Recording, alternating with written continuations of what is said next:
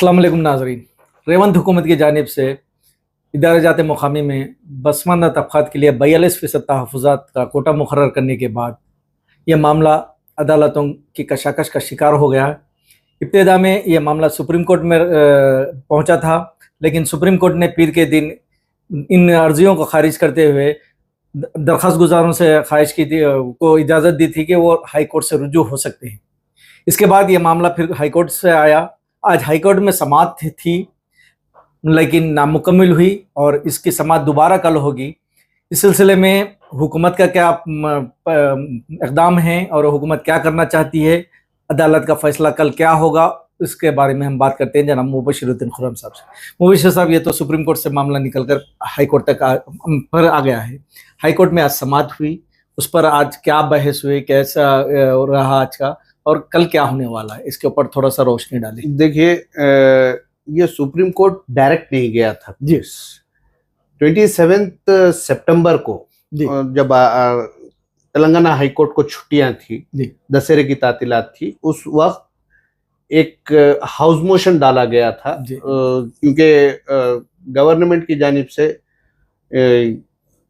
Immediate election notification की तैयारी चल रही थी। स्टेट इलेक्शन शेड्यूल जारी हो गया था। शेड्यूल जारी होने के नतीजे में फौरी तौर पर रुकावट पैदा करने के लिए कोशिश की गई, और उस वक्त तेलंगाना हाई कोर्ट ने एक रिवायती स्टे दिया था। उसके बाद सुप्रीम कोर्ट में जब ये मुकदमा गया तो 2 दिन पहले इसकी समाअत हुई। सुप्रीम कोर्ट ने इस मुकदमे को डिसमिस कर दिया। At the time of admission dismissal हुआ, और इस बात की हिदायत दी गई थी कि जब हाई कोर्ट में दरखास्त पेंडिंग है तो वहीं रुजू हो। और सुप्रीम कोर्ट की जानिब से जब हाई कोर्ट में सुनवाई की बात की गई तो अचानक से एक बड़ी तादाद में दरखास्तें इम्प्लीट पिटीशन दाखिल की गई। और आज सुबह जब चीफ जस्टिस ऑफ तेलंगाना की बेंच पर ये मुकदमे की समाअत हुई, इब्तदाई समाअत के बाद 12 बजे तक के लिए समाअत को मुलतवी कर दिया गया। लेकिन आज की समाअत मुकम्मल होने के साथ साथ रियासती हुकूमत को जो राहत हासिल हुई है जी, वो ये है कि सुप्रीम हाई कोर्ट ने तेलंगाना हाई कोर्ट ने इलेक्शन नोटिफिकेशन की इजराई पर कोई पाबंदी नहीं लगाई, स्टे नहीं दिया, जिसके नतीजे में अब जो तैयारियां चल रही हैं, एज ऑफ नाउ जो तैयारियां चल रही हैं, तेलंगाना स्टेट इलेक्शन कमीशन की जानिब से इम्कान है कि सुबह जो है एलामिया जारी कर दिया जाएगा, नोटिफिकेशन जारी कर दिया जाएगा, और 10 साढ़े 10 बजे से नॉमिनेशन वसूल करना शुरू कर दिया जाएगा। तेलंगाना हाई कोर्ट ने कल जो समाअत मुकर्रर की है, यानी 9 अक्टूबर को जो समाअत होगी, वो 2:15 पर शुरू होगी।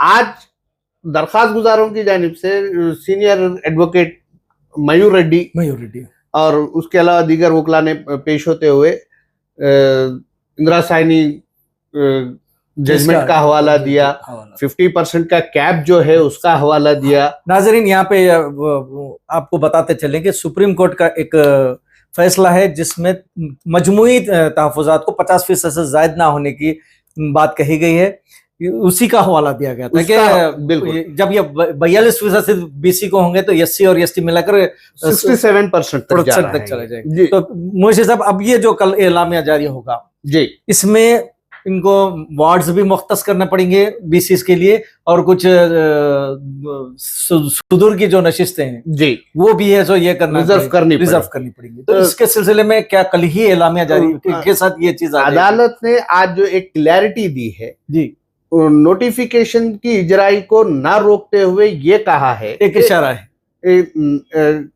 जो भी फैसला खतई फैसला होगा उसका इतलाक होगा जी। तो लेकिन अब जो हुकूमत की जानिब से जो कार्रवाइयां शुरू की जा चुकी हैं, लोकल बॉडी इलेक्शन होने जा रहे हैं, ये सूरत हाल पैदा हो। अच्छा, ये इलेक्शंस भी जो हो रहे हैं हाई कोर्ट के अहकाम की रोशनी में हो रहे हैं कि 30 सितंबर से पहले इलेक्शन का प्रोसेस कंप्लीट करना था जी, 30 सितंबर से पहले करना था, लेकिन चलो थोड़ी देर के थोड़ा चंद दिनों की ताखिर को 30 सितंबर से पहले प्रोसेस स्टार्ट करके हाईकोर्ट को ये बता दिया गया कि भाई आपके हाईकम की तामील शुरू हो गई है जी। और लोकल बॉडी सिलेक्शन हुकूमत की तरफ से, हुकूमत तेलंगाना की तरफ से जी सीनियर काउंसिल और जो राज्यसभा मेंबर भी है एम संघवी जी, वो अपीयर हुए तेलंगाना हाईकोर्ट में, ऑनलाइन अपीयरेंस था उनका जी। उन्होंने जो दलाइल पेश किए उसमें उन्होंने बताया कि सेंट्रल गवर्नमेंट ने 50% के कैप को पहले ही तोड़ दिया। वो किस तरह? ईडब्ल्यूएस इकोनॉमिक वीकर सेक्शन के लिए जो 10% तहफुजात दिए गए हैं वो 50% का कैप टूट गया है जी। तो वो 50% का कैप बाकी नहीं रहा, तो उसकी बुनियाद पर ये नहीं कहा जा सकता कि कैप टूट गया इसलिए जो है रिजर्वेशन को रोक दिया जाए या इलेक्शन को रोक दिया जाए।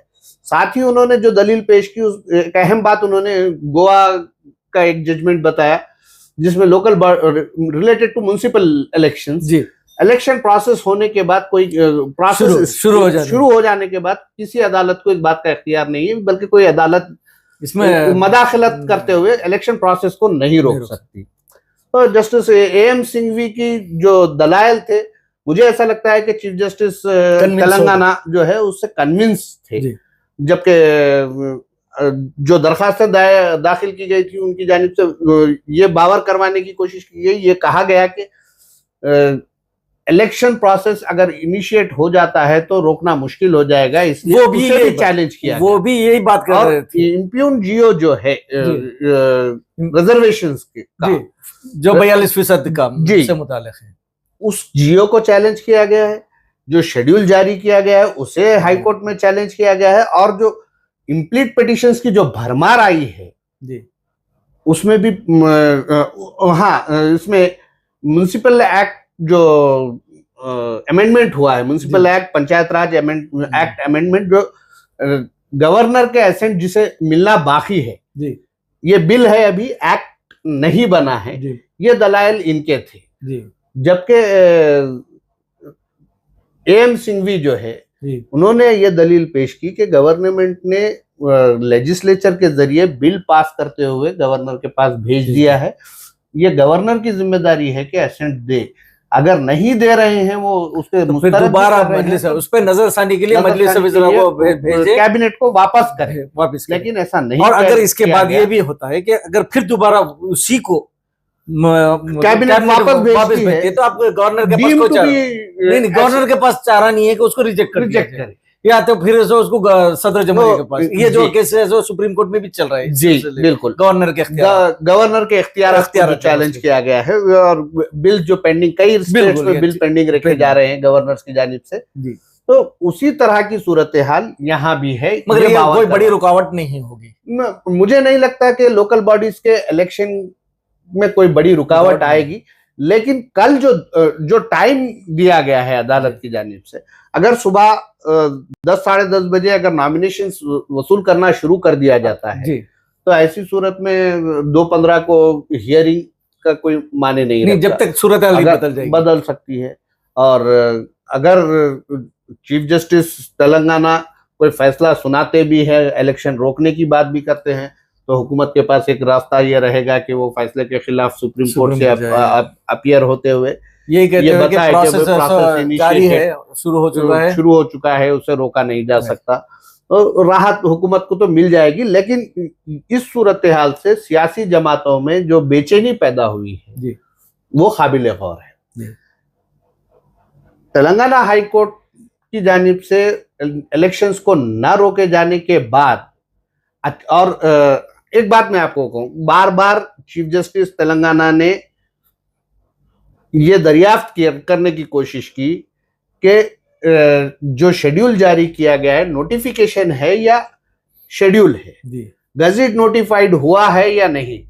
इसका जवाब मुबहम अंदाज में एडवोकेट जनरल दे रहे थे, और दरखास्त गुजारों के वकील बार बार इस बात की कोशिश कर रहे थे कि नोटिफिकेशन की इजराई पर रोक लगाई जाए, लेकिन ऐसा नहीं हो पाया।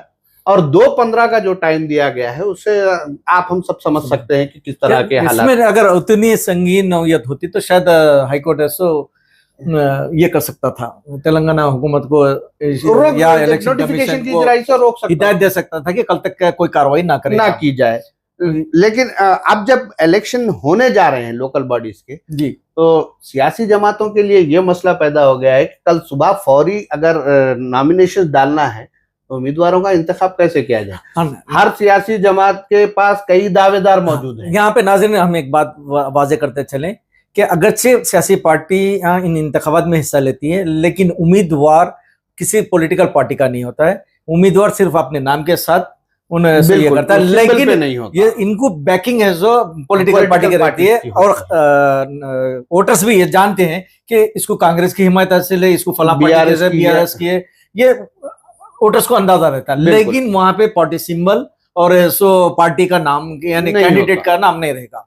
तो यहाँ हम ये वजाहत करते चले। उस हिसाब अगर कल खुदा ना खास्ता ये हाईकोर्ट कुछ रोक लगाती है तो फिर क्या यह मामला और अगर महीनों तक जब टल जाएगा या नहीं? हाईकोर्ट अगर रोक लगाती है, हाईकोर्ट की जानिब से अगर इलेक्शंस को रोकने के लिए अहकाम जारी किए जाते हैं तो ऐसी सूरत में हाईकोर्ट के अहकाम को भी चैलेंज किया जा सकता है। सुप्रीम कोर्ट में चैलेंज करते हुए जिस तरह से यहाँ राहत हासिल की गई, वहां भी राहत हासिल करने की कोशिश की जा सकती है। और देखिए 42% BC रिजर्वेशन का जो मसला है, वो BC रिजर्वेशन कांग्रेस का मैनिफेस्टो का एक हिस्सा है और राहुल गांधी का ख्वाब है जी। अगर BC रिजर्वेशन 42% देने में कामयाबी हो जाती है तो ये मुल्क भर के लिए एक मिसाल बन जाएगी। और ये मिसाल कायम करने में तेलंगाना खुद को पीछे नहीं रखेगा, पूरी भरपूर कोशिश करेगा।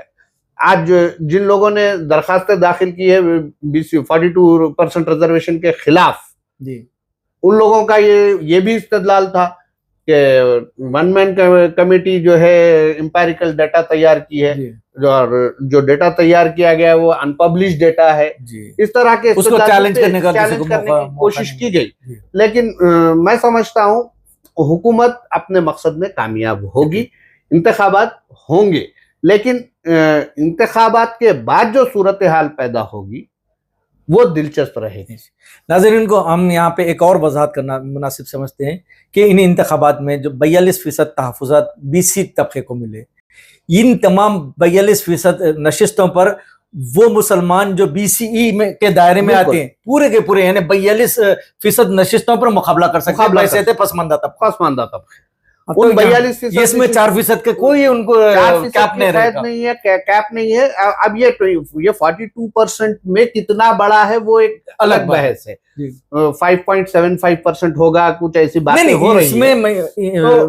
ये कैटेगराइजेशन की बात ही नहीं है, सब क्लासेस का जो कैटेगराइजेशन नहीं होता है। A B C D E तमाम के तमाम 42% नशिस्तों पे मुकाबला करने के हाल होंगे। मुसलमानों को करने का इख्तियार रहेगा। वो मुसलमान जो BCE में आते BC में या B में आते जो भी हो BC जुमरे में जो आते हैं वो लोग मुकाबला कर सकते हैं। और सियासी जमातों के लिए यही मसला परेशान कौन है कि क्रेडिट कौन हाँ, और किसी के उम्मीदवारी की तौसीक करने के बजाय अब विड्रॉल किसे करवाया जाए वो बड़ा मसला रहेगा, क्योंकि एक सरपंच MPTC ZPTC के लिए कई उम्मीदवार रहेंगे। हाँ, अच्छा, वो भी मुमकिन है ये पार्टी के लीडर्स हो और दोनों भी एक पार्टी के हो और मुकाबले में हो तो वहाँ इन पार्टियों के लिए मुश्किल हो जाएगा कि किसकी तारीफ की जाए, किससे मुखालिफत की जाए, किससे उम्मीदवार विड्रॉल कराने की कोशिश जाए, विड्रॉल करवाने की कोशिश। अब तक जो पार्टीज को होता था उम्मीदवार के इंतखाब का चैलेंज होता था, लेकिन इस मर्तबा जो अदालती कशाकश चल रही है उससे ऐसा लग रहा है कि विड्रॉल एक चैलेंज रहेगा पॉलिटिकल पार्टीज के लिए। नाज़रीन, इस मौजू पर यहीं गुफ्तगू को खत्म करते हैं। कल इंशाल्लाह दोबारा इस दूसरे मौजू के साथ मुलाकात करते हैं।